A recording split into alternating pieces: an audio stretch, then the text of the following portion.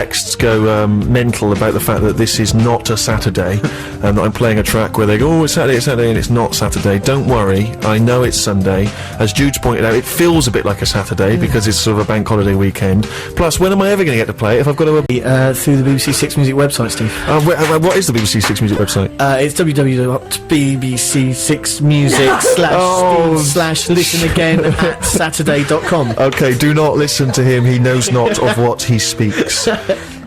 What was I going? Oh no, in the news they mentioned Paul McCartney, and it reminded me of a joke that I thought of in the week. You know, sometimes I come up with kind of breakfast DJ jokes, which I never get to use because I don't do a breakfast show. But it was about the fact that Heather Mills McCartney is taking part in the kind of dancing contest in America, right? See where this is going. Yeah, and I was thinking, that Heather Mills McCartney, she's in that dancing contest in America. The critics have said that she's got 2 left feet. But hang on, but that's because she's put on the wrong false leg this morning. See, that's a bit tortured. It is a bit tortured. Now the problem with it is firstly, I don't know if she's lost her right leg, meaning that she would then have 2 left legs if she'd put on a wrong one. Plus, why would she put on the wrong one? Because she wouldn't have like 2 false legs, one of either leg, and she has to remember to put on the left or the right as opposed to either of them, unless she was backstage at that show and there was a number of fake legs lying around. Maybe someone else had taken theirs off for a rest and she put that one by mistake. So I admit that it's not a perfect gag as it stands. But I think you're being a little too analytical about it. If you said that to someone in the pub, they wouldn't then take you up on all those points. They'd probably go, oh, good one, Mills, brilliant. That's what I do. Yeah, this is why I don't go to the pub with you, because I don't want to hang out with, with Dippy Dave, or whatever his name is. Yeah, well, I was going to say something far more offensive, and I had to clean it up, because we've already offended both Christians and paedophiles. I don't know, I forget who. Tell you what, you don't want to get them angry. Yeah, well, exactly. They're a very vocal group, a very visible vocal group, the pedos. Okay, look, let's get back on the straight and narrow, and talking of warped love, each week I have been compiling is that what can you call it quite simply warped love? Is that appropriate? Have I got to be seen to be damning it? This really is the last ever Steve show. Exactly. I'm not. Yeah. Anyway, talking of talking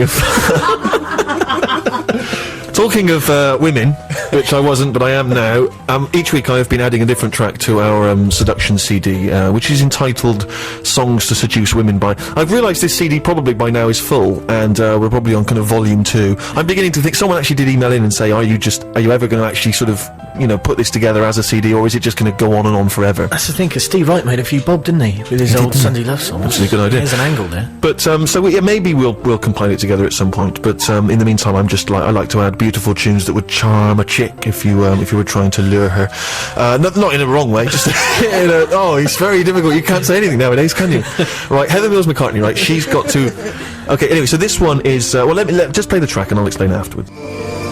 I know women, Har, and what woman doesn't wish that she was in a old Doris Day, Rock Hudson romance, with the girl next door, she being the girl next door, of course, Doris Day, and her beau being some kind of closet homosexual. I don't know where I was going with that analogy, but there we are. Anyway, that I thought would be kind of appropriate for the soundtrack to the movie of one's life, and it's of course Astrid Gilberto, the woman who was best known for singing The Girl from Ipanema originally, and that's her 1965 recording of The Gentle Rain. Okay, now I was seducing ladies with that track, and on the subject of ladies, we have been discussing of late the fact that we don't really have enough female contributors to the show, and it all gets a bit blokey with its laddish banter about nonces and the like. So I've been trying to seek out women, and I've been encouraging you, the female listenership, to get in touch in our search for a she-j, and we've had some excellent tapes and lots of CDs and MP3s and stuff coming in, which other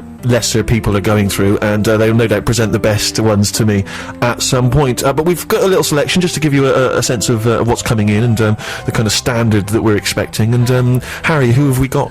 First up, Steve, we've got Mindy from New York. She's of Italian-American descent. She works for the family business, and on the demo she told a very funny story about her grandfather, but we don't have time to play it. Okay. Are you doing that in the style of, is it Colin from Blind Date? I think it's Graham. I was going to try it, but I didn't quite pull it off. Didn't quite work, did it? No. Okay. My name is Mindy, and I am American. I'm still in the United States right now, but I'm planning on moving to London this summer.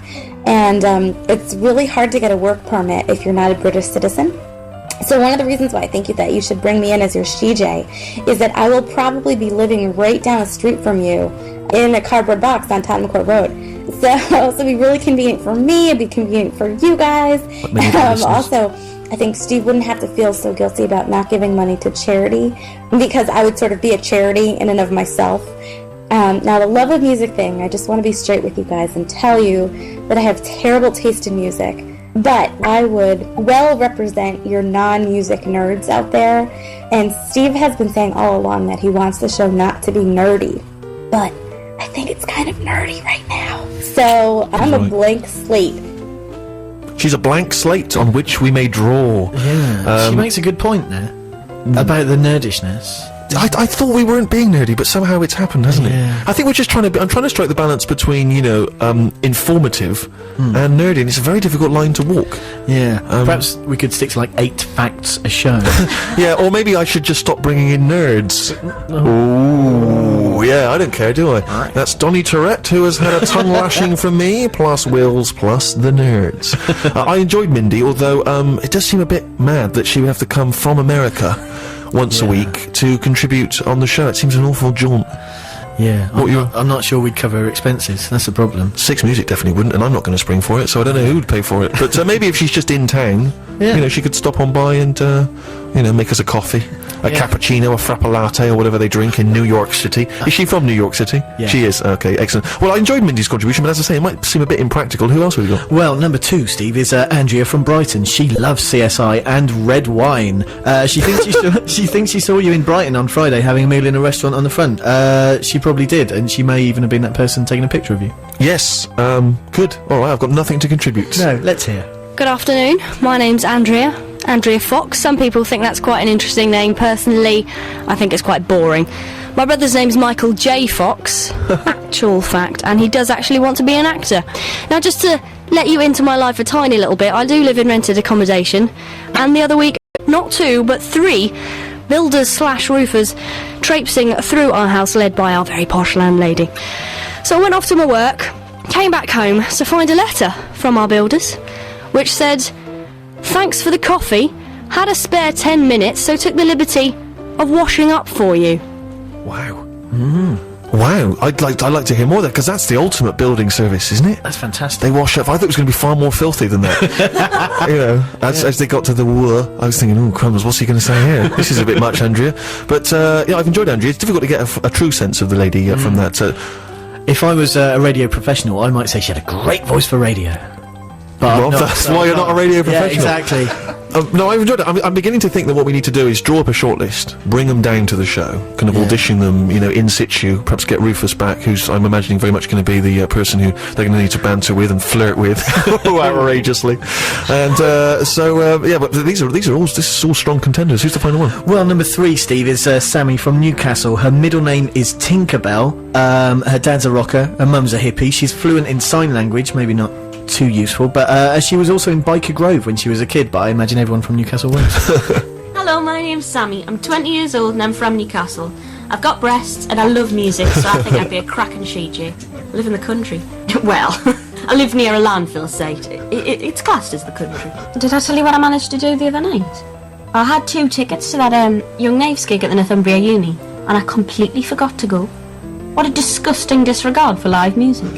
What a ridiculous disregard for my own money, considering I have none. And the tickets are still here, sat looking at us. I'm not heartbroken or anything, I just wanted to go to kind of understand the band a bit better. I've got albums of bands that I don't really love, but the bands are amazing live. I mean, vice versa, I've got albums there and I've been to see them live and wanted to claw out my own ears. But I don't think you can form your opinion of a band until you've both heard them recorded and seen them live. But I completely believe it's fate, though.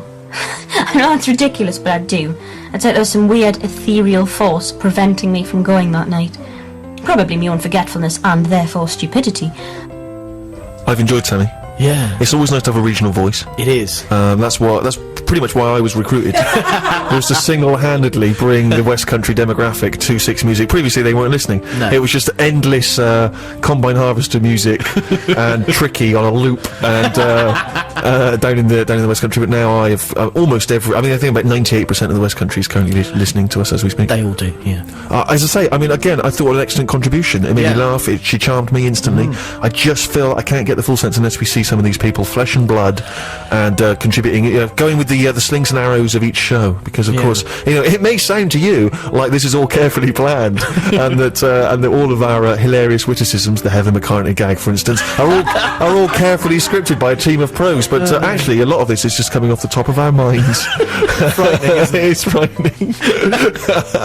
So keep your suggestions coming, keep your CDs and your contributions and stuff coming. We'll probably wrap this up. What would you say, Jude? In a couple of weeks' time? Yeah. Thank you. 2 more weeks. 2 more weeks. Okay, so she's already there's an actual lady who's already a broadcasting pro who has told you you've got 2 more weeks to keep them in. But they're all good contenders. So put them at the top of the pile. Keep them coming in. With the website, I think gives you all the information. bbc.co.uk/6 music. All right, have we got time? We got time for another of Harry's choices? We have. All right. Yeah, well, I've been very self-indulgent this week, Steve, on what is a lot of people call him my birthday weekend. Yes. The first track Jude hated. I'm hoping I can win a back with this one.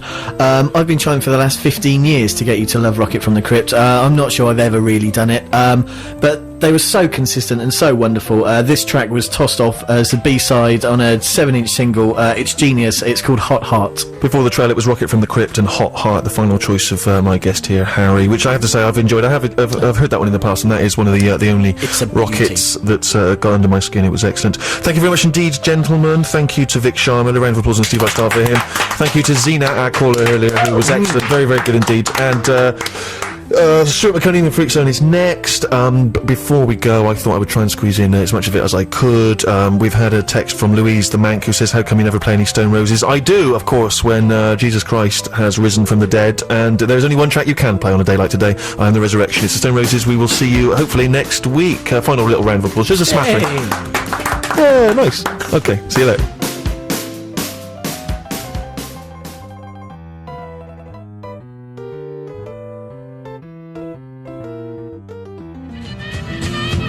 Hello, welcome along to the Steve Show on BBC Six Music with me, Stephen Merchant. If you are one of the millions of new listeners coming to the show, no doubt every week for the first time, then welcome along. The show is essentially a kind of marketplace where I trade songs with you.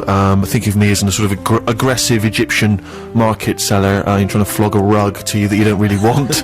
That's very much what I'm like. I play songs to you, and then in return you offer me a few shekels, i.e. songs of your own choosing. It's a metaphor I haven't really thought through, and I wish I hadn't even begun it, but we've had a disaster here. I've already spilt my tea. It was a lovely cup of tea. We're just mopping up. If you want to get, feel free to mop while I talk, because I'm very unsettled by that spilt tea.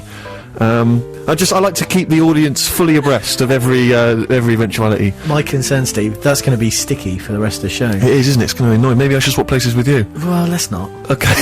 Thanks very much. Yeah, no, it's a bit damp, but it's okay. Can I get another brew? Because that was very, very nice indeed. Fascinating. Another piece of fascinating Sony award-winning radio. Those millions of listeners. Exactly. They've already turned off. Droves. Yeah.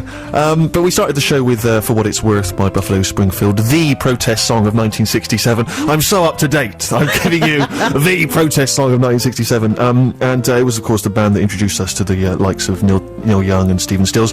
And For What It's Worth was a sort of song that became an anthem, really, for a lot of the disillusioned youth of the late 60s who were very vocal and proactive and politically motivated. And I always feel very ashamed that my generation, I'm 30-odd now, my generation, I think, we're always very apathetic politically. I've never really done anything of any worth with my life. I've never had a sit-in. I have never been out with a placard. No. Harry, ever done anything that you're proud of? Nothing whatsoever. It was one of my big disappointments about university. I didn't go to a particularly good university. Oh, it was shameful. It's one of the new universities. It used to be like a badminton centre or something. Right, yeah. But essentially... A newsagent. Yeah, but when I got there, I still thought there'll be this sort of grassroots activism stuff. But there was nothing. No one really cared about anything. I went on to one of the sort of debating societies. Absolutely appalling. It's normally, nowadays, it's a debate about, who's better, Aguilera or Spears. It's that sort of, it's that kind of all, Yeah. you know, let's inaugurate Kermit the Frog into the university. Yeah, no, I know what you mean. But the only time I ever had a run-in with the man was when I was at university, and I of course went to Warwick University, which is very near where you went in Coventry. Yeah. And I used to have a few nights out in Coventry, which is a bit of a dump. I don't want to slag anyone off who lives there. No, come on, it's the ghost town, isn't it? Famously. Yeah, but they've rebuilt it. It's nice now. Oh, have they? I haven't been for a while. But there's, as you might expect, a statue of Lady Godiva in the city centre. Godiva, of course, famously rode nude. Did she actually do that, or was that just a myth? No, she did actually did it. Yeah. She rode nude through the city centre, and so obviously that's the only thing for which they're proud, and they have a giant statue of the naked Godiva. Drunken one night after some student hijinks, I naturally felt it was hilarious to climb the back, or climb on the horse and sit behind Godiva. I'd imagine the first student ever to have done that. The first student ever to have done that, the first student ever to have comically fondled her artificial stone breasts. And I'm there thinking this is the fun